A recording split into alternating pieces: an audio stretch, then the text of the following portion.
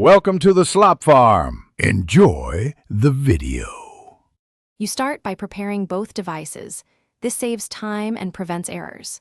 First, make sure Zen firmware and your Xbox system are up to date because mismatched versions break mapping.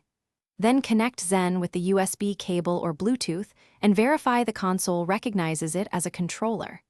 Once done, enter the Zen app and enable controller mapping mode.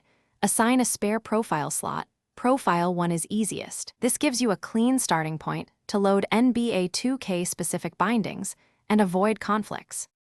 Now you map controls tailored to NBA 2K, and you do it deliberately so inputs translate reliably. Load the official 2K template if available, and then customize jump, shoot, pro stick, and dribble functions to the buttons you prefer. This improves muscle memory. Next, build short macros for common combos, shot, timing assists, or quick substitutions, but keep them simple to stay within Xbox terms. After mapping, test everything in my court to refine dead zones and timing offsets. Adjust until input lag and misfires are gone. You finish by saving and validating. This locks in consistent performance. Save the profile as 2K main on the Zen and back it up to the app or cloud so you can restore settings quickly. Then measure input latency. Keep it under 40 milliseconds for reliable shots.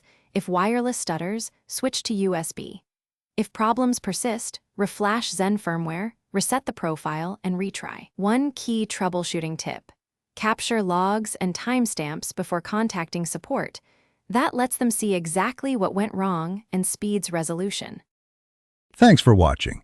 Consider subscribing if we helped you today.